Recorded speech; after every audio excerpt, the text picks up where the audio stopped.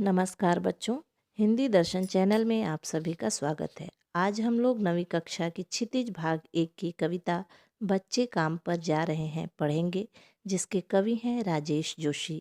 राजेश जोशी जी का जन्म मध्य प्रदेश के नरसिंह जिले में सन 1946 में हुआ था। पढ़ाई खत्म करने के बाद इन्होंने पत्रकारिता आरंभ कर दी। राजेश जोशी जी ने कविताओं के अलावा कहानियाँ, नाटक, लेख एवं टिप्पणियाँ भी लिखी हैं। साथ ही कुछ नाट्य रूपांतर तथा कुछ लघु फिल्मों के लिए पटकथा लेखन का कार्य भी किया। कई भारतीय भाषाओं के साथ साथ अंग्रेजी, रूसी और जर्मन में भी उनकी कविताओं के अनुवाद प्रकाशित हुए हैं। उनकी कविताएं जीवन के संकट में भी आस्था को उभारती हैं।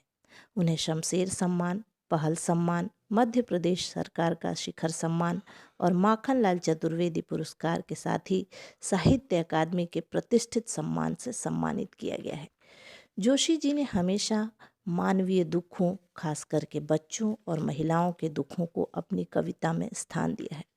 प्रस्तुत कविता में भी कवि इसी बात से दुखी हैं कि बहुत सारे बच्चे ऐसे होते हैं जिन्हें अपने पेट भरने के लिए बचपन से ही काम करना पड़ता है, मजदूरी करना पड़ता है, काम पर जाना पड़ता है।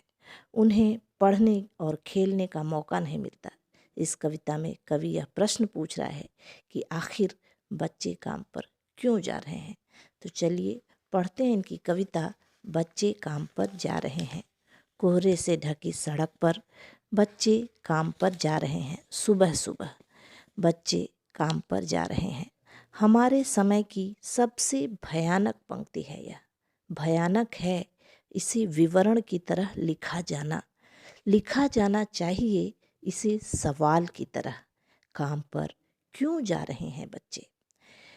क्या अंतरिक्ष में गिर गई हैं सारी गेंदें? क्या दीमकों ने खा लिया है सारी रंग बिरंगी किताबों को? क्या काले पहाड़ के नीचे दब गए हैं सारे खिलौने? क्या किसी भूकंप में ढह गई है सारे मदरसों की इमारतें? क्या सारे मैदान, सारे बगीचे और घरों के आंगन खत्म हो गए हैं एकाएक? तो फिर बचा ही क्या है इस दुनिया में? कितना भयानक होता अगर ऐसा होता।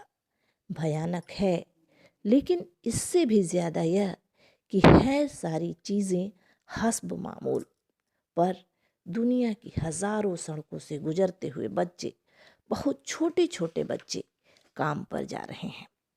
इस कविता में कवि ने बच्चों से बचपन छीन लिए जाने को बहुत ही प्रभावी ढंग से व्यक्त किया है। कवि सामाजिक और आर्थिक व्यवस्था पर व्यंग करता है और कहता है कि ऐसी व्यवस्था किस काम की जिसमें बच्चे खेल, शिक्षा और जीवन की उमंग से वंचित हैं।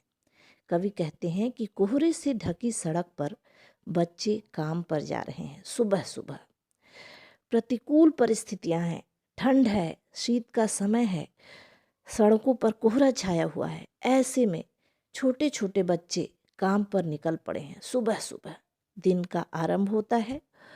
उस दिन के आरंभ में अपने जीवन को आरंभ करने वाले शिशु हमारे देश के नौनिहाल काम पर जा रहे हैं, कवि ये बताता है। और आगे कहते हैं कवि कि हमारे समय की सबसे भयानक पंक्ति है यह पंक्ति कि बच्चे काम पर जा रहे हैं, ये बहुत ही भयानक है। कवि ने इस पंक्ति को भयानक, डरावना क्यों कहा है? इसलिए कि ये जो बच्चे हैं ये हमारे देश के भविष्य हैं। इन्हीं के कंधों पर हमारे देश का भविष्य निर्भर है और ये शिक्षा से, खेल से वंचित हैं। इनके भविष्य का निर्माण कैसे होगा? ये कैसे देश को चलाएंगे जब खुद ही अशिक्षित रहेंगे? तो कवि इस पंक्ति को भयानक बताता है और कहता है कि भयानक है इसे विवरण की तरह लिखा जाना। इस बात की व्याख्या करना, विवरण देना इसकी बात की कि हमारे देश में बच्चे काम पर जा रहे हैं, ये बहुत भयानक है। लेकिन कहते हैं कवि कि इसको विवरण की तरह नहीं लिखना चाहिए, बल्कि इसे एक सवाल की तरह उठाना चाहिए इस बात को कि काम पर क्यों जा रहे हैं बच्चे। क्योंकि जब हम इस बात को कि काम पर क्यों जा रहे हैं बच्चे सवाल की तरह इस बात को उठाएंगे तो इसका जवाब भी ढूंढेंगे कि बच्चे काम पर क्यों जा रहे हैं, उसके पीछे कारण क्या है। क्या उनके माँ बाप लाचार हैं, बेरोजगार हैं, अपंग हैं।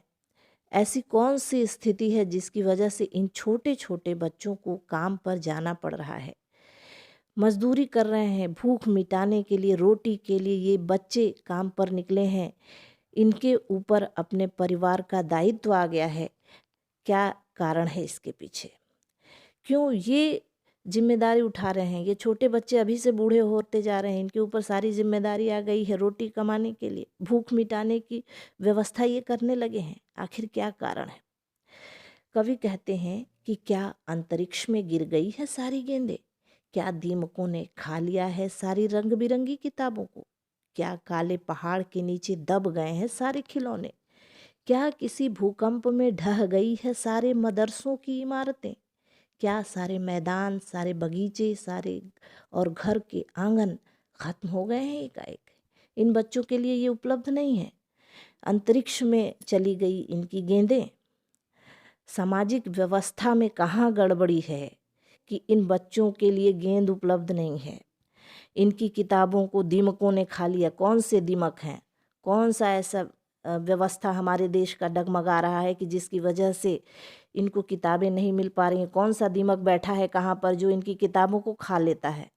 कौन से काले पहाड़ हैं जिसके नीचे इनके खिलौने दब गए हैं? इन छोटे बच्चों के हाथ में खिलौने होने चाहिए, इनके हाथ में ये बर्तन धुल रहे हैं, चाय पिला रहे हैं, होटल में काम कर रहे हैं, गैरेज में गाड़ियों की सफाई करने में लगे हैं।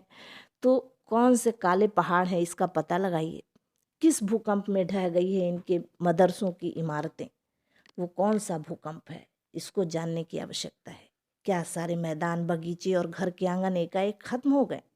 ये सारी चीज़ें इनके लिए नहीं है। समाज की व्यवस्था कहाँ गड़बड़ है?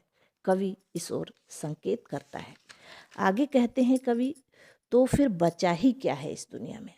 अगर हम अपने देश के भविष्य को, इन छोटे छोटे बच्चों को, नौनिहालों को ये सारी व्यवस्था नहीं दे पा रहे हैं, तो हम फिर बड़ों को क्या देंगे? फिर दुनिया में बचा ही क्या है? जब बच्चों की आवश्यकता की पूर्ति नहीं हो पाती, तो फिर दुनिया में बचा ही क्या है? कितना भयानक होता अगर ऐसा होता। कवि कहते हैं कि कितना भयानक होता अगर हम इन लोगों को, यहाँ हमारे पास ये सुविधाएं उपलब्ध नहीं होती, बच्चों के लिए खिलौने नहीं होते, विद्यालय नहीं होते, गेंद नहीं होती, तो कितनी बुरी स्थिति होती। लेकिन ऐसा तो है नहीं। हमारे देश में, हमारे समाज में सब कुछ उपलब्ध है। विद्यालय भी है, किताबें भी हैं, गेंद भी हैं, खिलौने भी हैं, फिर भी ये बच्चे उससे वंचित हैं। कारण क्या है? कवि कहते हैं भयानक है, लेकिन इससे भी ज़्यादा है कि सारी चीज़ें हस्ब मामूल हैं। हस्ब मामूल मतलब यथावत। ये सारी चीज़ें हैं, उपलब्ध होने के बावजूद ये बच्चे उससे वंचित हैं। क्या कारण है? क्यों वंचित हैं? कवि कहते हैं, पर दुनिया के हजारों सड़कों से गुजरते हुए बच्चे, बहुत छोटे छोटे बच्चे काम पर जा रहे हैं। दुनिया के हजारों सड़कों से गुजरते हुए बच्चे। कवि यहाँ सड़क शब्द का प्रयोग करते हैं। सड़क शहर से संबंधित है, शहरों में सड़क होती है और गांव में पगडंडियाँ। कवि ने ये नहीं कहा कि पगडंडियों पर दौड़ते हुए, चलते हुए बच्चे काम पर जा रहे हैं। कवि ने कहा है कि सड़कों से गुजरते हुए बच्चे काम पर जा रहे हैं। एक तरफ यहाँ पर कवि ये इशारा करते हैं कि शहर के जो लोग हैं, समाज हमारे देश का जो शहर का है, वो संवेदनहीन हो गया है। संवेदन शून्यता उनके अंदर आ गई है। वे बच्चों को काम पर जाते हुए देख करके उनका हृदय पिघलता नहीं है, उन पर कुछ असर नहीं होता है। उनके हृदय में दर्द या पीड़ा नहीं होती है कि हमारे समाज के छोटे छोटे बच्चे काम पर जा रहे हैं। ज़रा भी तकलीफ़ नहीं है उन्हें। और कवि उन लोगों के हृदय को झकझोरना चाहता है इन पंक्तियों के द्वारा कि वो भी जागें और समाज के लिए कुछ करें। समाज में इन बच्चों के लिए भी व्यवस्थाएं हों जो कि मजबूर हैं रोटी कमाने के लिए, जो वंचित हो रहे हैं शिक्षा और खेल से। उसके पीछे अशिक्षा, बेरोजगारी, ये सभी कारण हैं जड़ में। लेकिन वो, अगर उनके माँ बाप को व्यवस्था दी जाए जिससे कि वे अपना पेट भर सकें, तो अपने बच्चों को वो काम पर नहीं भेजेंगे। इसलिए कवि समाज के लोगों को जगाना चाहता है इन पंक्तियों के माध्यम से, इन कविताओं के माध्यम से। इस कविता में कवि ने बच्चों के काम पर जाने की समस्या को प्रमुखता से उभारा है और प्रश्न किया है कि ऐसे कौन से कारण हैं जिसके कारण बच्चों को काम पर जाना पड़ रहा है। समाज के लोग यह सब देखकर भी चुप हैं। कवि समाज की इस संवेदनहीनता और भाव शून्यता को भगाना चाहता है ताकि इन बच्चों के प्रति समाज कुछ सोचे और उन्हें बाल मजदूरी से छुटकारा दिलाए। समाज के सभी लोग मिलकर बच्चों को पढ़ने, लिखने, खेलने, कूदने का अवसर प्रदान कराएं ताकि यही बाल मजदूर कल के सुयोग्य नागरिक बन सकें। इस कविता की भाषा सरल, सहज, खड़ी बोली है। छंद मुक्त होते हुए भी काव्य में लयात्मकता विद्यमान है। प्रश्न शैली के प्रयोग से काव्य प्रभावी हो उठा है। आशा है कि इस कविता का भाव आपको समझ में आ गया होगा। धन्यवाद।